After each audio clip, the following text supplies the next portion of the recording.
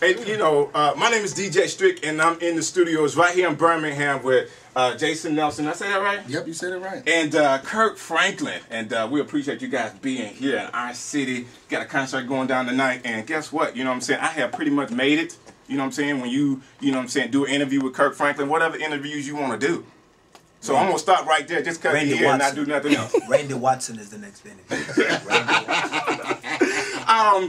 Well, I'm gonna go ahead and get started now. I guess I'll start with you, Mr. Nelson. You know what I'm saying? You've been doing a lot of things in the gospel community right now. Just definitely an opportunity to get out there and to be seen. How has it been for you, your journey so far? It's been amazing. The favor of God has really just allowed several opportunities to come, writing for Marvin Sapp on his last couple of records, and sing with Donald Lawrence, and then sing with my brother Jonathan. And a lot of doors have just opened up, and now I'm on tour with Kirk Franklin. It's like, right? You know, you start out with the best, so you know it is what it is, man. God is good. Wow. It's been a great journey. How has it been so far? The tour is great. 2 days. Tour is great. It's good singing, and to be able to set this guy up and then to watch him work, it's literally a learning experience for me. Right. He doesn't set me up, he makes it hard. He makes it hard for you. Let me ask you a question then, of being on tour with Kirk and seeing him do what he does. Have you picked up any dance moves from him? Like, are you doing I'm the worst dancer in the world. You're the worst dancer in the world? Worst dancer in the world. We did line stepping in, where were we? We were in San Antonio, and I messed the steps all up. Wow. I'm not a dancer. Well, I've never seen a gospel artist do James Brown on the stage until I seen Kirk do it. So and he does it well. Yeah, he does it well. He does it. I mean, it's like he rehearsed it. Like, I'm gonna do this tonight. I'm sure he has a big mirror in his house where he kind of works his moves out a little bit. You know, I'm not very short. He got a studio at the house. It's incredible for the longevity that you've had in the gospel arena. I mean, you talk about Kirk Franklin, and last week I actually did a list of your songs, some of my favorites, and I started off with The Reason Why We Sing. I know that wasn't your first song, but it was the first song that kind of got played all across the country.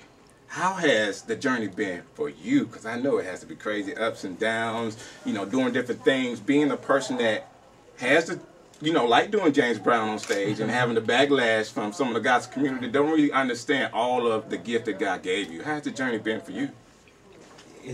It's like anybody else's journey, you know, to the mountains and valleys and you know, lessons and, you know, sunshine, rain, and I think that it's, you know, those pre-planned things that God allows, you know, for the character development and for the essence of who we are. And so, you know, a lot of bumps were made because I didn't have anybody kind of, you know, showing me the way, right. You know, kind of being there. And that's why it's a great honor for me to kind of have the role of kind of like a teacher and a friend and a brother to Jason Nelson and to Deion Kipping, because, you know, it would be sad for them to make the same mistakes I made. Right. You know, if they do, then I'm a bad teacher. Right. And so I just want to make sure that, you know, this new generation of talent, this of just beasts coming up, don't have to make those same mistakes, and they can learn, and, you know, so that they can fulfill what God has for them without trying to learn a lesson at the same time, or learn unnecessary lessons. Right,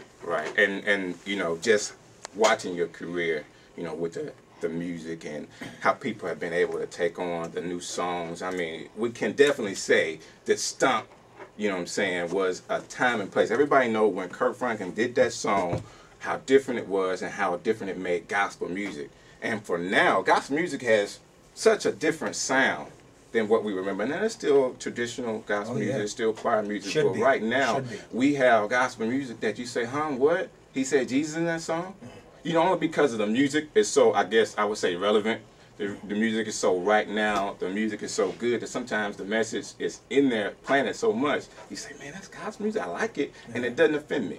How do you feel about that now being the case? Well, I think that was going to naturally be, for bad choice of words, the evolution of it anyway, just because I think that art is going to imitate life, and so you know, I don't necessarily think that was because of one individual. You know, I think that that's just the transition of sounds and styles and what we're familiar with in our culture. It's almost like, you know, somebody saying, you know, you were the guy that made people stop wearing curls. You know what I mean? How does it feel to be the one that changed the game with Jerry curls? No more, you know, after you, it's like no more curls. It's like, you know, at some point curls is going to get, you know, there's going to be enough grandmamas that's going to be mad with their bed sheets. There's going to be enough people whose couches was messed up. You know, it was going to naturally evolve. And so, you know, I don't think that was an individual. I just think that that's just a changing of the times, and it's just beautiful to see it just continue to evolve. All right, couple of questions real quick. Kirk Franklin's favorite song. Kirk Franklin's favorite Kirk Franklin's song. Yes. Kirk Franklin's favorite Kirk Franklin song. Oh, jeez. Let's see. God don't need no matches. Fire by himself. Climbing rough side of the mountain. I be stroking. That's what I be. You remember that song? I be stroking. That's what it be doing. I don't know, man. You know, they're just like my kids. You know. I mean, every song. You know. Sweeping through the city. Maybe Imagine Me. Okay, Imagine Me. Very good song. Maybe like Imagine Me. I always say this. Imagine Me. Let me say this. I have a favorite Kirk Franklin song that's not a gospel song. Which one? It's Mama's Song.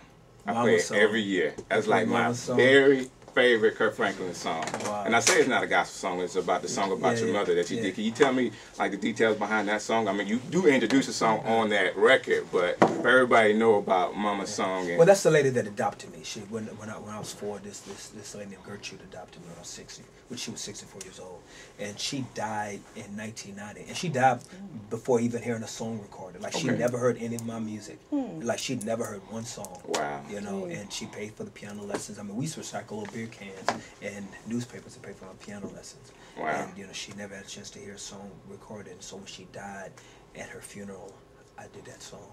And so I love that song. Love it. I mean, like every year, Mother's Day, I play that song. I mean, for everybody that mother has come and gone, and it's one of the only songs I can ever remember lyrics to. But I like it, and you actually sung that song. Yeah. You know, sometimes I sing. Sometimes I, you know, try to pull out a little something. You know, I try to do, you know, but you know, I try to hold it back. You know. My favorite Kirk Franklin CD. Yeah, that's all right. The Christmas CD that you did. Oh, that's your favorite? That's what a second favorite. I was saying that for a long time. Like, man, y'all don't know. Y'all listen to the Christmas CD all the way through. I promise you'll love it. But when you dropped Hero, I actually bought a copy just to keep it in the plastic. Hero was nice. I wish I had it today so you would sign. I'm like, y'all need to keep this one because Hero is going to be a classic album. Well, I think that even the new music that is coming out, you know, of just God's pen, you know, like this guy to my left is a beast of a songwriter. Jason is a beast of a songwriter. The guy to my right, Dion, is a beast of a songwriter. And you know, and I think whether it's the Christmas album or their records, you know, that as songwriters you're always trying to stay vulnerable and you're always trying to stay full of ink. Like how I said, Jason, is that really, you know, we're just pens, you know, and it's our job to stay full of ink. And it's our job to stay accessible so that when the writer needs a pen, he ain't got to go looking for one. Right. You know, he can find us right there available. And that we're already full of ink. And I know with his life experiences and with Dan's, I believe that you're going to continue to hear just good music that reflects the evolution of where people are going and growing, you know, because where I was with Mama's Song, when I was going through something, you know, he's got a great song that's now available at iTunes because where he was in his view of worship, you know, Dan has a great song that says, you know, I don't look like what I've been through. You know, that's really dope lyrically for gospel music to now start, because, you know, gospel music for many decades, and even just the history of gospel music, was very vertical. You know, it was very vertical music, and I think you've seen a generation of writers like Dion and Jason that are writing very horizontally in the music. More of a lifestyle music, something you listen to all the time. But at the end of the race, at the end of the track, it still points you vertically.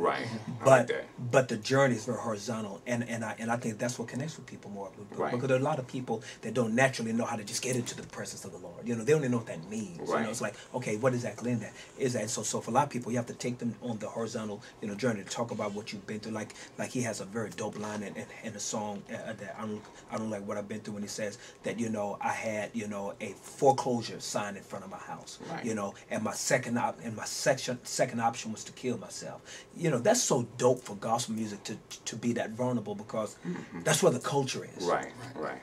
And, you know, if that's where the culture is, then that's where the voice needs to be. Right. And it can still be, you know, still bibliocentric and still Christian, because it's still, at the end of the race, it points people up. Points people up. Yeah. Man, that's what's up. Guess what? You know what I'm saying? I don't have to DJ no more. I just interviewed Kirk Franklin.